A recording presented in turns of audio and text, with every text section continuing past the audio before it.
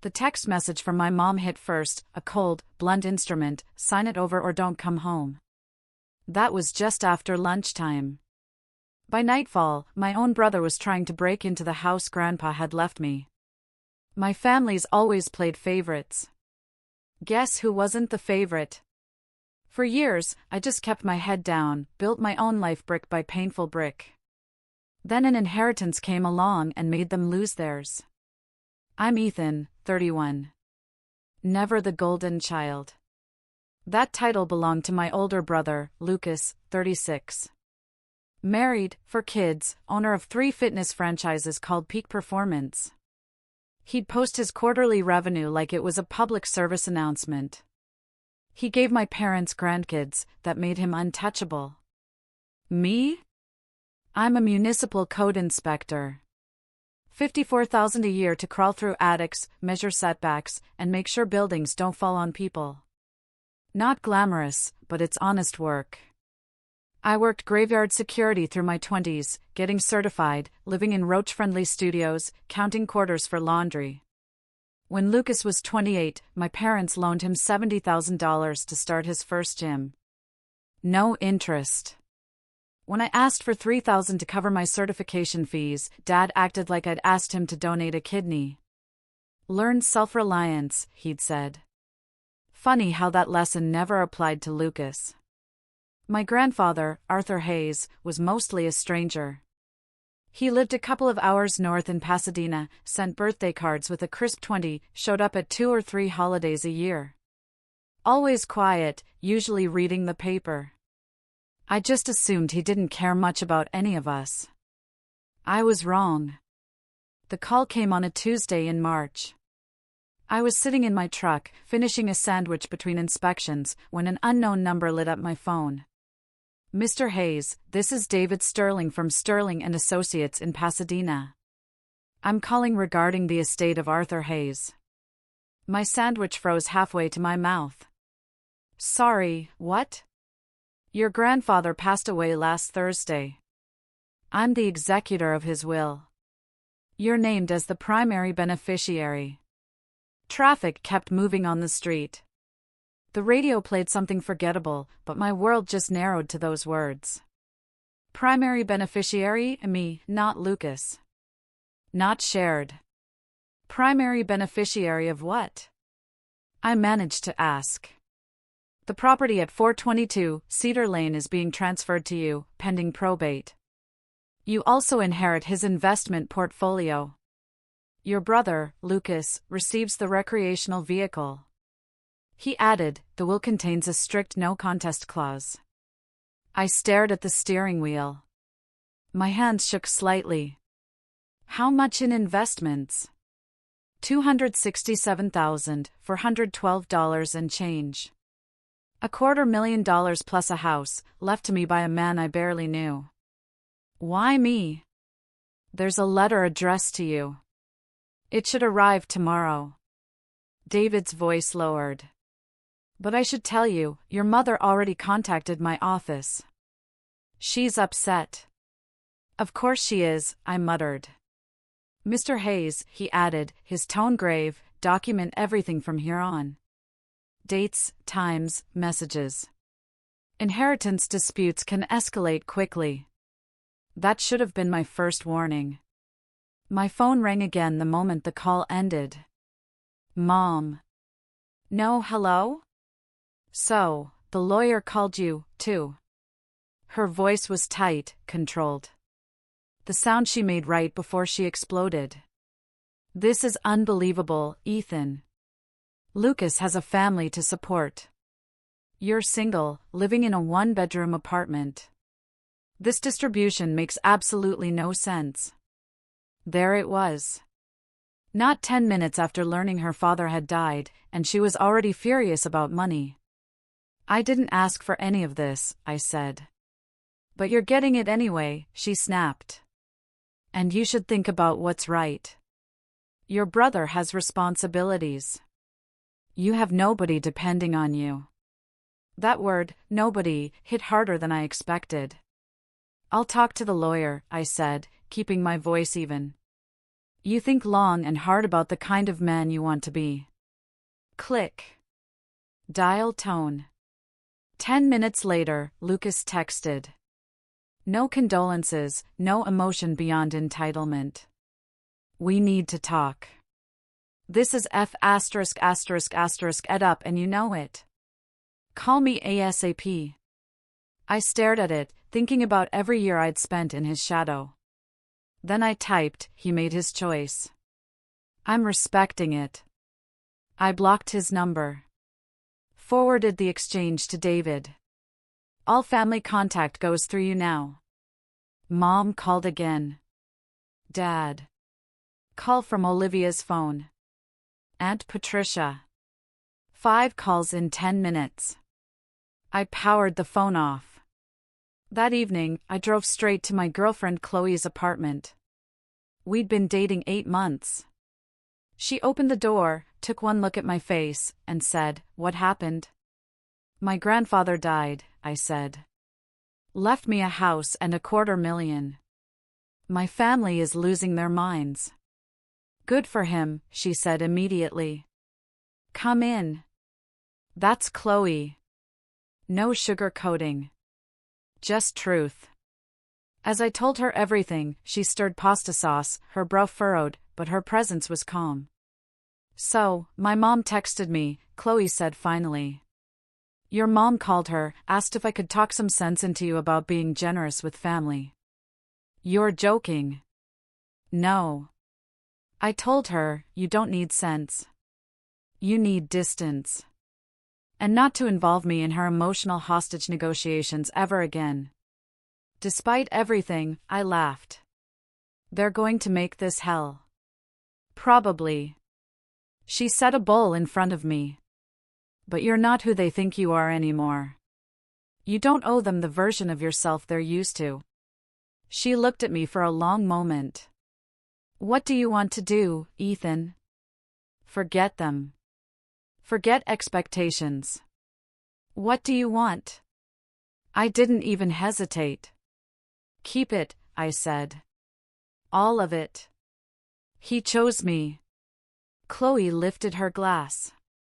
"Then here's to Grandpa Arthur, a man with excellent judgment." I clinked mine against hers. For the first time that day, something in me unclenched. The courier arrived Wednesday morning at 7:45. Big padded envelope, signature required. Inside, an inch of legal documents, and at the bottom, a single sheet of yellow legal paper with my name written in shaky cursive. I sat at my kitchen table and unfolded it. "Ethan, I've watched from a distance for years.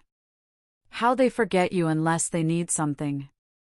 How Lucas is handed everything while you get lectures. How you show up to family events and no one truly sees you. You think I didn't notice? I noticed everything. Your parents chose which son to invest in. I'm making my choice now. You remind me of myself at 30. The one no one bet on. The one who had to build a life while others had theirs handed to them. Make something good with this. Don't let them take it. Don't let them guilt you.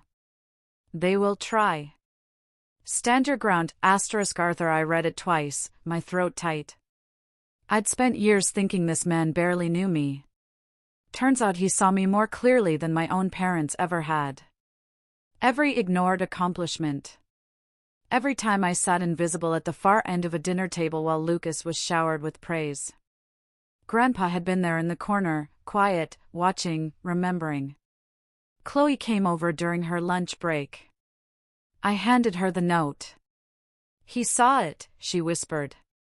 "All of it." The house was fully paid for. The portfolio steady, conservative. The no contest clause highlighted in yellow like a warning flare. Lucas got the RV, maybe $48,000 on a good day. He would see that as an insult, not a gift. Friday evening, my cousin Brandon called. He didn't usually involve himself in family messes. "They're planning something," he said. "Family meeting. Sunday, 2 p.m. They can meet without me." They're already saying if you don't show up, you're being unreasonable. They're building a narrative, man. I knew that game too well. Silence would become guilt. Absence would become confession. I'll go, I said. But I'm not going alone. Good. Bring Chloe. They act different when there's a witness. Chloe agreed immediately. We go together or not at all. Sunday at 2, we pulled up to my parents' house. 5 cars already crowding the driveway. Lucas's Escalade. Olivia's minivan. Aunt Patricia's sedan. Uncle Mark's truck. Brandon's Civic. A full audience. Ground rules, Chloe said before we walked in. You say your piece once. No defending yourself. No debating. No spiraling. If they pile on, we leave. And if they block the exit? She didn't even blink. Then I call the cops and say we're being held. But they won't. Bullies only get physical when they think you're alone. I believed her. Mom opened the door before I knocked. Church dress, tight smile, cold eyes. Ethan. Jessica. Chloe nodded politely. Mrs. Hayes. The living room looked staged. Everyone arranged in a semicircle around the empty love seat, waiting for us. The coffee table was stacked neatly with printed pages. A pen placed dead center like a signature was a foregone conclusion. Mom slid the papers toward me. This is a redistribution plan, she said. A fair arrangement. I picked up the top page. Chloe read along. Hayes family estate redistribution proposal. Investment split 60/40ths to Lucas. House transferred to Lucas for family housing stability. RV to Ethan as compensation. A notary block waited at the bottom like a trap. Chloe let out a short, humorless laugh. You're kidding. This is about doing what's right, Mom said, glaring at her. Lucas has children. Responsibilities. Ethan has worth, Chloe shot back. Which you seem to forget. The old man wasn't thinking clearly, Lucas said, arms crossed. $250,000 to someone with no dependents. Be serious. That word again. Dependents. As if having kids entitled him to everything.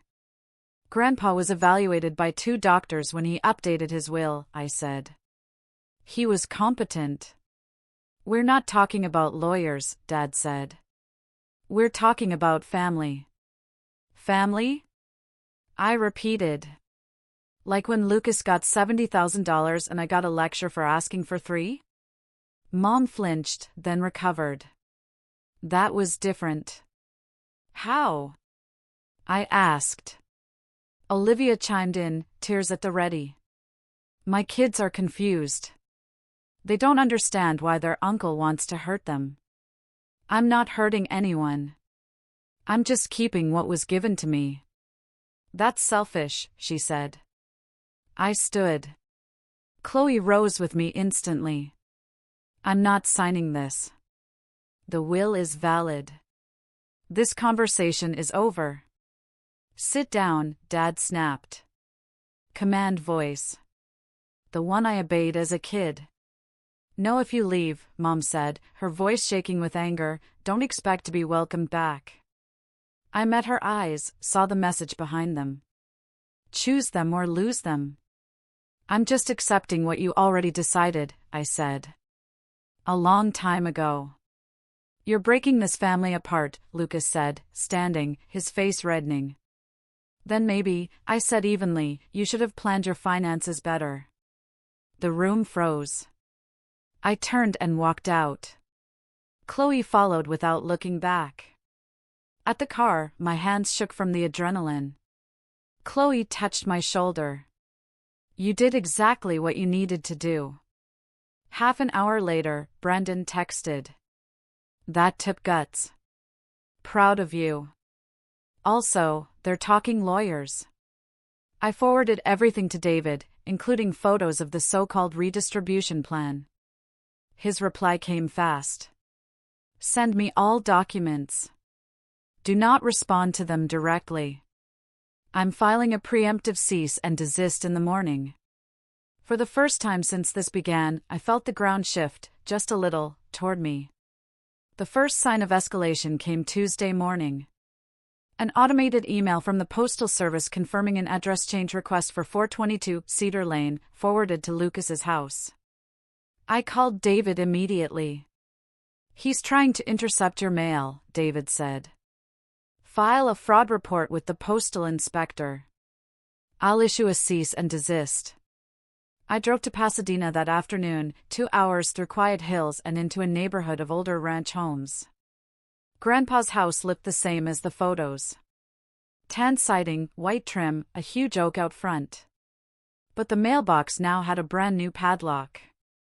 My stomach sank. I walked the perimeter. Fresh scratches around the back door lock. Someone had tried to get in. A screen door opened next door.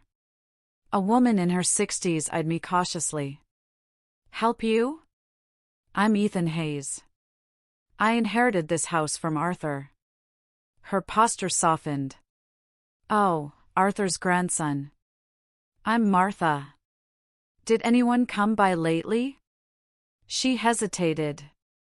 A man showed up Saturday, said he was Arthur's son and needed paperwork. I told him I'd call you first. He got irritated and left. She glanced down the street as if expecting him to return. That was my brother, I said. He has no access. If he shows up again, call the police. Martha nodded. Arthur mentioned you, you know. Said you had a good head on your shoulders. Anything else? She lowered her voice. Your parents gave your brother a key years ago for emergencies. Arthur hated it but didn't have the strength to fight. Of course. Lucas had believed he owned this place long before it was mine. I called a locksmith. Then I went straight to the Pasadena police station and filed a mail fraud report. The officer asked if I wanted to issue a trespass warning. Yes, I said. Absolutely. By late afternoon, every lock on the property had been replaced. I scheduled a full camera installation for Friday. Thursday morning, my supervisor, Mark, called. Ethan, someone phoned the office asking about your job performance. Said you might be unstable. My chest tightened. Who? No name. Sounded personal. Family inheritance dispute, I said. They're trying to discredit me. Mark sighed. Just keep me looped in. I've got your back. I called David. He added it to the growing file of harassment. Friday. Cameras went in. 6 total, with motion alerts and cloud storage. While the installers worked, I got another call. A stranger's voice introduced himself. George Thompson. I live 3 doors down. Martha said you might need help. He explained he was a retired cop who had kept an eye on Grandpa's place. I saw your brother snooping around last weekend, George said. Took photos, plates, figured you'd want them. I did, badly. George also offered to connect me with the HOA manager, Susan. She would later tell me she couldn't patrol, but she'd document anything neighbors reported. By the time I drove home that night, the early signs of a siege were undeniable. At 2 a.m. Saturday, my phone buzzed. Motion alert. Chloe stirred beside me. What is it? I opened the camera feed. Lucas stood on the front porch with another man carrying a tool bag. They're trying to break in, I whispered. Chloe sat up instantly. Call the cops. I already was. I watched the feed while giving the dispatcher my information. Lucas tried the front door, then the back. The motion light flared on, catching his face clearly. He stared directly at the camera, then bolted. 14 minutes later, police arrived at the empty house. I forwarded the footage. The responding officer studied the clip and said something that chilled me. Mr. Hayes, with the mail fraud attempt, the trespass notice, and this attempted entry, this is no longer a civil issue. It's a pattern. We're forwarding this to investigations. Pattern. The word hit like a hammer. 2 days later, Lucas called from an unknown number. "You've lost your mind," he snarled into my voicemail. "Calling cops on your own brother? Everyone's going to see how crazy you are. This won't end well for you." I archived it. My phone buzzed immediately again. New number. Uncle Ethan. "It's Emily. Dad said you stole our house." Mom's crying. "Did you really?" Lucas's 12-year-old daughter. My chest tightened. They were using the kids now. I screenshotted it, saved it, didn't respond. More followed over the next 2 days. Different numbers, different kids, same script. I stored every message, but each one felt like a punch. They had no idea they were being weaponized. The week blurred, one violation bleeding into the next. Wednesday, David called. "We have a problem." Lucas filed a quitclaim deed with the county. He attempted to transfer the property to himself. "Forged your signature." Heat surged up my spine. "He what?" The recorder spotted a fake notary stamp. They turned it over to investigators. "This is felony fraud. I'll file supporting reports today." An hour later, Detective Miller from the county recorder's fraud unit called. "Mr. Hayes, we've opened a formal case." "Did you sign that deed?" "No good." "That makes this straightforward." He asked for everything. Signature samples, footage, trespass reports, texts, voicemails. "To be blunt," he said, "this kind of forgery usually comes from relatives who assume consequences won't apply, but they will." My throat tightened. "We'll be interviewing your brother shortly. If he lies, we'll document that, too." Thursday afternoon, George called again. "A county investigator stopped by," he said. "Wanted to confirm I'd seen your brother trespassing." I gave him the photos, dates, everything. Before hanging up, he paused. "Ethan, I know how this goes. People don't forge documents unless they feel entitled, and they don't stop when they're caught." A cold, slow dread went through me. "Be careful," George said quietly. "Your brother's cornered. Cornered people do stupid, dangerous things." The social media campaign started Monday. Chloe showed me the posts. Vague prayers, mental health insinuations, all of it. The next day, a woman from church cornered me outside the grocery store. "Ethan, honey," she said, touching my arm. "We're all praying you do the right thing. Your parents are such good people. They're hurting so much." I pulled my arm back gently. "Thanks for your concern." "It's just money," she said. "Family is forever." I didn't engage, just left. But it stayed with me. The whispers, the judgment, the assumption. Tuesday, Brandon called with an update. He sounded nervous, like he was calling from somewhere private. "My mom's on my ass about talking to you," he said. "But you should know Lucas's business is in trouble. SBA loan default. He missed 3 payments. The bank sent a notice about foreclosure proceedings on the gym equipment. That's probably why he's going nuclear on you." "How bad?" I asked. "Bad enough that he's been hitting up everyone in the family for loans. My mom gave him $5,000 last month. He hasn't paid it back." That night, Chloe came over. She looked tired. My family's been calling, she said. Your mom reached out to my aunt, asked her to talk to me about helping Ethan see reason. I'm sorry, I said. It's not your fault, but I'm not going to lie, Ethan. This is hard.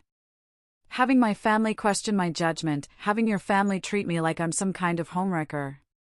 She sat down heavily. I didn't sign up for a war. You can walk away, I said. I wouldn't blame you. I'm not walking away, but I need you to understand what this is costing, not just you. Friday, I got called into Mark's office. He looked uncomfortable. Someone sent an email to HR anonymously. Said you've been making concerning statements at work about family members. Implied you might be unstable. That's bogus, I said. I know, but HR has to follow protocol. They want to meet with you Monday. Bring any documentation you have. David drafted a letter for HR, explaining the situation.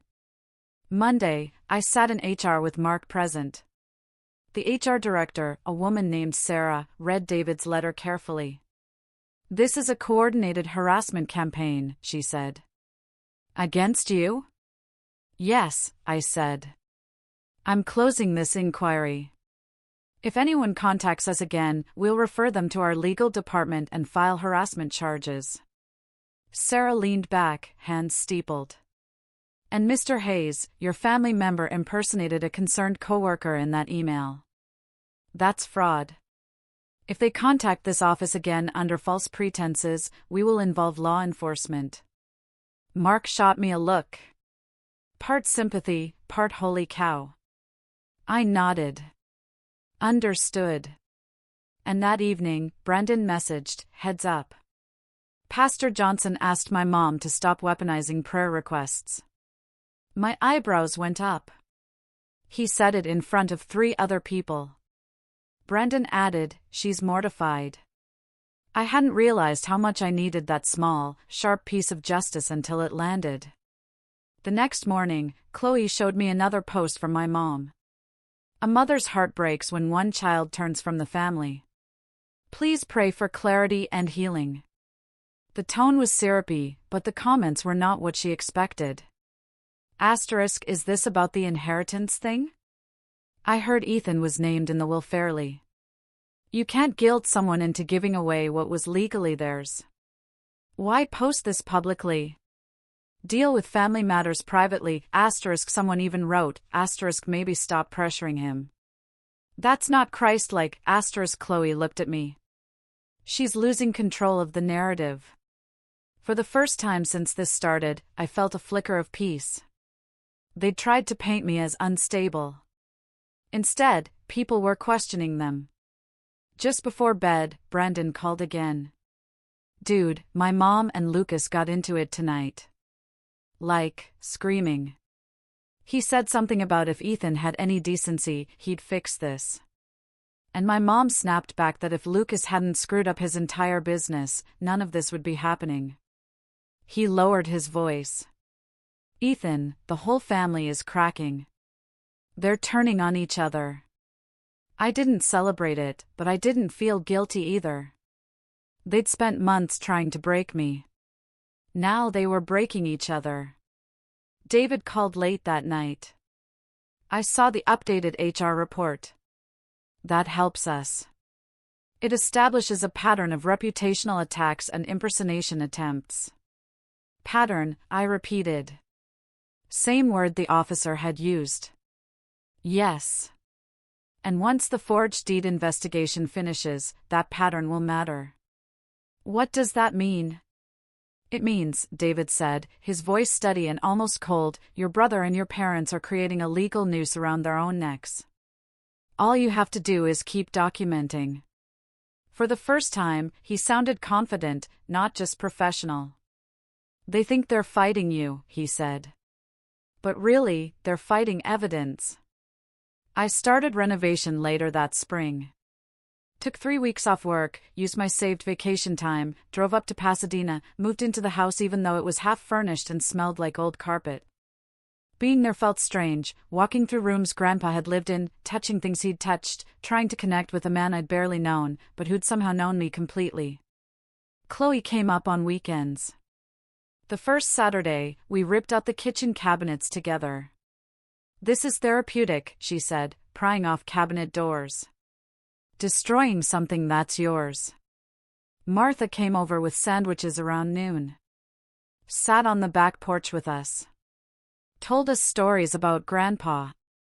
He used to feed the birds every morning, 6:30 a.m. like clockwork. He'd sit out here with his coffee and a book. Very peaceful man. I barely knew him, I admitted. "He knew you. Showed me a photo of you once. You were maybe 25, wearing a work uniform. He said you reminded him of his younger self. Said you were steady." That word stuck with me. Steady. The renovation was slow, physical, satisfying. Tore up carpet, revealed hardwood underneath that had probably been hidden since the 70s. Stripped wallpaper, mud walls, painted, chose colors Grandpa might have liked, cream instead of white, sage green instead of beige. YouTube was my teacher. Trial and error my method. I made mistakes. Painted myself into a corner twice, literally cut a piece of trim 6 inches too short. Broke 2 tiles trying to figure out the spacer system. But each mistake taught me something. And fixing them made the final result feel earned. The kitchen took 3 weekends. Ripped out those particle board cabinets from the 80s. Installed simple shaker-style ones I assembled myself. New countertops. Basic laminate, but clean. Replaced the ancient faucet that dripped constantly. The whole room transformed from dated brown to bright and functional. But some nights alone in that house, I'd sit in Grandpa's study and just feel the weight of it. The grief of losing someone I never really had. The regret of not trying harder to know him. The strange sensation of being seen by someone I'd thought was barely looking. One night, I was working in the study, pulling books off a built-in shelf. Something fell from behind the books. A photo. Me, at maybe 8 years old. 3rd grade school picture. On the back, in Grandpa's handwriting, asterisk stood up for the smaller kid. Got in trouble for it. That's character, asterisk, I'd forgotten that completely. The fight in 3rd grade. The kid Lucas's age picking on some 2nd grader. I'd shoved him, got detention, got grounded for a month. Grandpa remembered. Kept the photo for 23 years. Chloe found me sitting there holding it. "What is it?" I showed her. She looked at it, then sat next to me on the floor. "He saw the real you," she said quietly. "Yeah," I said. "He did. And I never even knew he was looking." My voice cracked on that last part. Just broke. And then I was crying. Really crying for the first time since this whole thing started. Not about the inheritance or the family war. About losing someone who'd seen me when I thought I was invisible. Chloe just held me. Didn't say anything. Just let me grieve. Work continued. I hired a contractor for the major stuff, plumbing and electrical, but did everything else myself. Installed new flooring, rebuilt the back porch, replaced light fixtures. Early one morning, as I was hauling debris to the driveway, my phone buzzed with an unknown Pasadena number. "Mr. Hayes, this is Detective Miller. Quick update. We're close to finishing our review of the deed. I may need you to come in soon to identify signatures formally." His tone was clipped. "All business." "Is that bad?" I asked. "For the person who filed it," he said. "Yes." He paused. "And Mr. Hayes. Keep documenting. Patterns matter." Then he hung up. I stood there in the driveway holding a trash bag, listening to the hum of cicadas. The world was ordinary, quiet. But somewhere behind that quiet, something heavy was starting to tilt. One Friday evening, I was painting the living room when someone knocked. I looked through the window. Lucas. Alone. No truck. Must have parked down the street. Smart. Didn't want neighbors calling in his plates again. I didn't open the door, just pulled out my phone, started recording through the window. He was wearing jeans and a t-shirt, hands in his pockets, trying to look casual, but his shoulders were tense, jaw tight. He knocked again. Ethan, I know you're in there. We need to talk. I opened the door, but stood in the frame. Didn't let him in. Phone recording in my pocket. The evening air was warm, crickets starting up in the woods behind the house. You're trespassing, I said. There's a formal warning on file. I'm your brother, he said, his voice strained like he was working hard to stay calm. Can we please just talk like adults? About what? About this. He gestured at the house, the yard, everything. About the insanity of what's happening. You're really going to destroy our family over a pile of wooden nails? I'm not destroying anything, I said. I'm living in the house my grandfather gave me. I have 4 kids, Ethan. There it was again. The same argument he'd been making for months. You have nobody. You keep saying that like it matters, I said. My voice stayed level, calm. Like having kids makes you more deserving of someone else's property. His jaw clenched, face getting redder. It should matter. You're punishing innocent children for something that had nothing to do with them. No, I said. I'm just not responsible for your financial decisions, your business loans, your expansion plans, your lifestyle. None of that's on me. You're going to regret this, he said. Not quite a threat, more like a prediction. Like he was warning me about something inevitable. Maybe, I said, but it'll be my regret. Not yours. Now get off my property before I call the police. He stared at me for 5 seconds, then turned and walked to the street, hands still in his pockets, shoulders tight. I called Pasadena PD anyway, reported the violation. They said they'd follow up. That night, alone in the house, I sat on the newly finished back porch, beer in hand, looking at the woods behind the property. The air was cool, stars starting to show. I could hear the highway in the distance, cars heading somewhere else. My phone buzzed. Transfer app notification. Account balance showing. Probate had cleared. The money was finally legally mine. No more pending. No more waiting. No more maybe. Just there. Real. Undeniable. 267,000. One button press. I could split it. Make peace. Make them stop.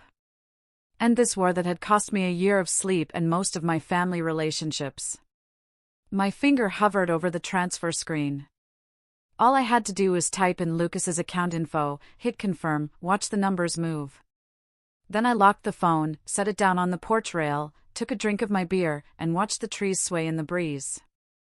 Because peace with them meant erasing myself, meant admitting that being the overlooked one was my permanent job. Meant agreeing that my life counted less than Lucas's, and Grandpa hadn't given me this so I could disappear again. By late summer, I officially registered the property as a retreat center. Filed the paperwork downtown, got the proper LLC designation, business insurance, occupancy permits. Did it right, because I'm a code inspector and I know how things should be done. Made sure every exit sign was regulation. Every smoke detector was up to code, every permit was current. The Arthur House Retreat Center, small operation, nonprofit status, designed for creative professionals who needed space to work without distraction.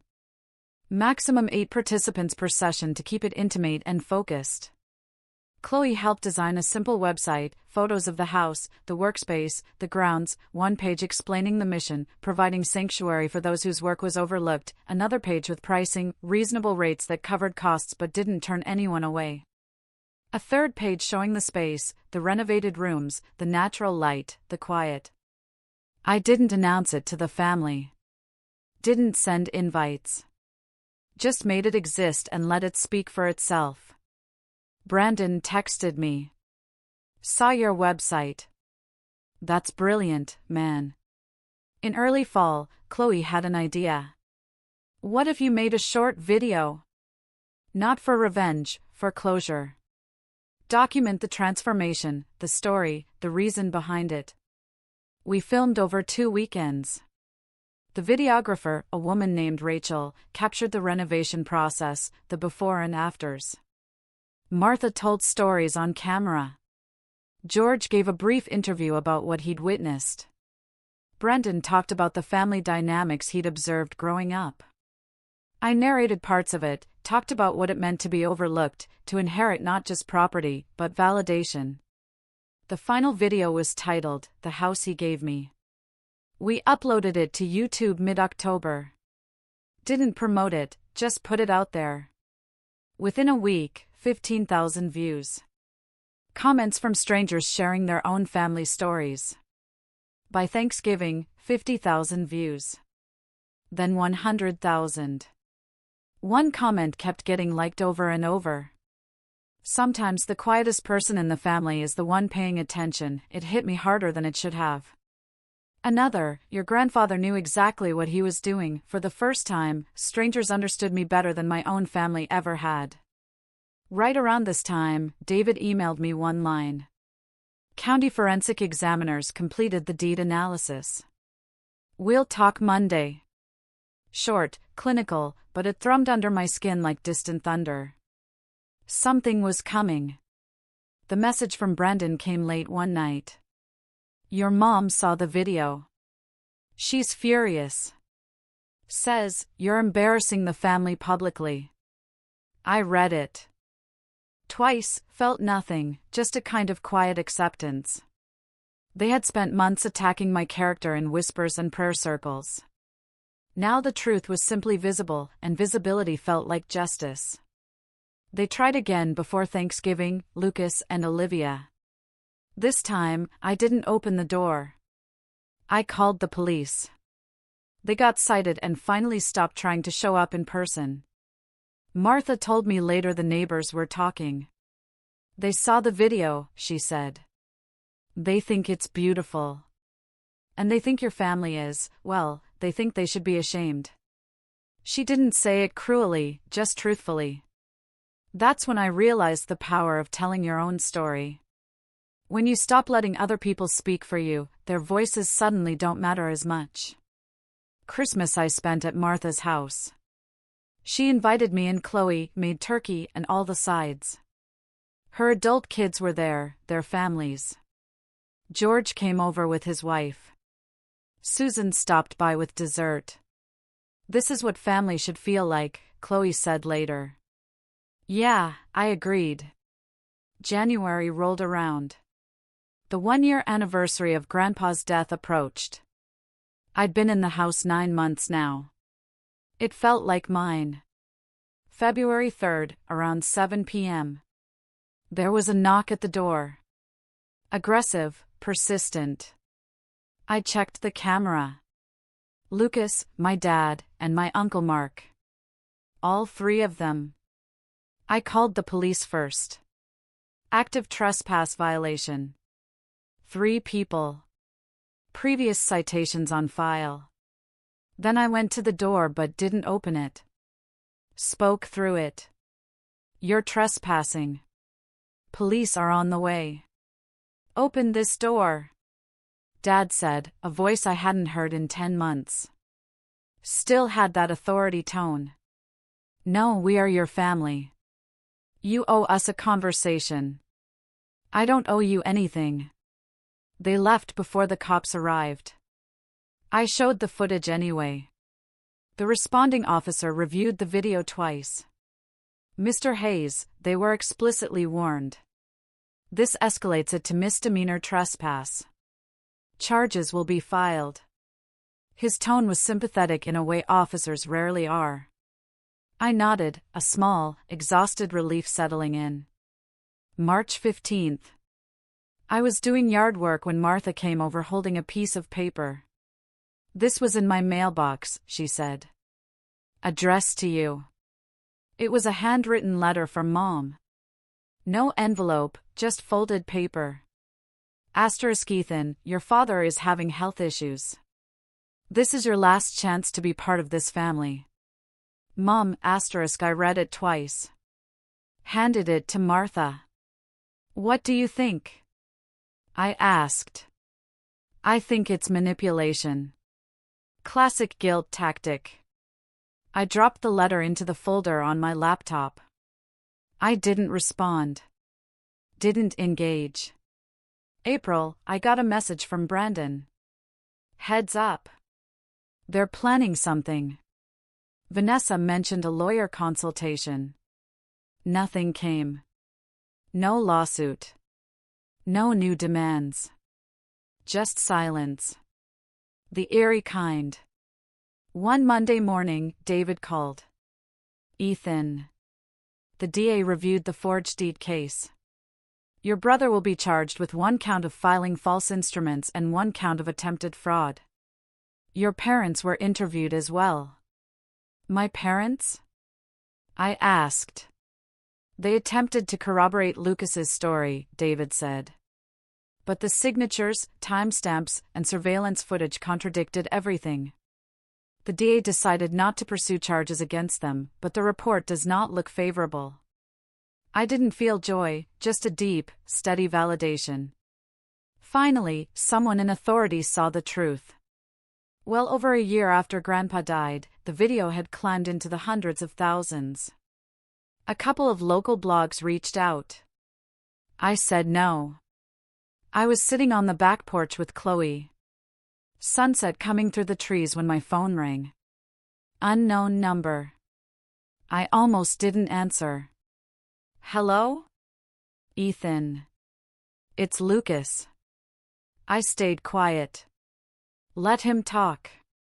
"I need help," he said, his voice different. Defeated. "Olivia left me. She took the kids. The business is gone. Bankruptcy. I've got nothing." "I'm sorry to hear that," I said. And I was. I know I messed up. Everything with the house, the inheritance, the way I acted. I took it out on you. The forged deed, the cops using the kids. I know it was wrong. I couldn't see past my own panic.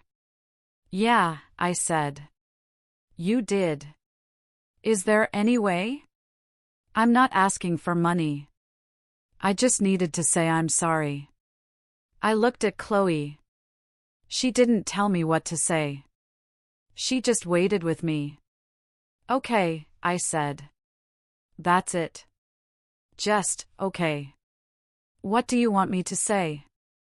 That we're brothers again? I mean, yeah. You tried to steal from me. You tried to ruin my job. You tried to turn the kids against me. Lucas, this is who you became." Silence. "I accept your apology. I believe you're sorry. But we're not family anymore. That changed the day you chose violence over honesty. So that's it? You're just going to let me lose everything? I'm not letting you do anything. You did this, not me." He hung up. Chloe reached over, took my hand. "How do you feel?" "Tired," I said. "Just tired." September, I started hosting small creative retreats at the house. Writing workshops, art intensives, music composition sessions. 8 people each weekend. All of them carrying the same story in different shapes. Being overlooked, being too quiet, being told their work didn't matter. But here it did. Participants paid modestly. Meals were simple.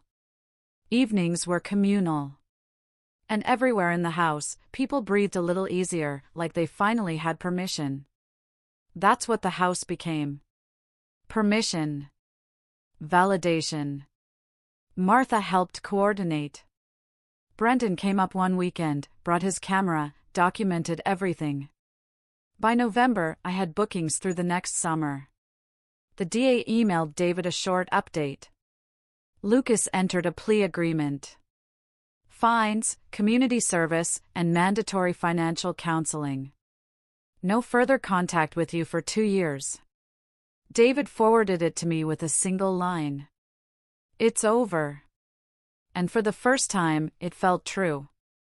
Almost 2 years after that first call from the attorney, I stood on the back porch at sunset, beer in hand, looking at the woods. The same view Grandpa had seen every morning with his coffee and birds. Thanks for choosing me, I said out loud. The wind moved through the oak tree. For a second, it almost felt like an answer. Behind me, Chloe stepped outside, wrapped her arms around my waist. You good? She asked. Yeah, I said. And for the first time, I actually was. What I wonder now, sometimes, is if he finally understands what it means to stand on your own 2 feet?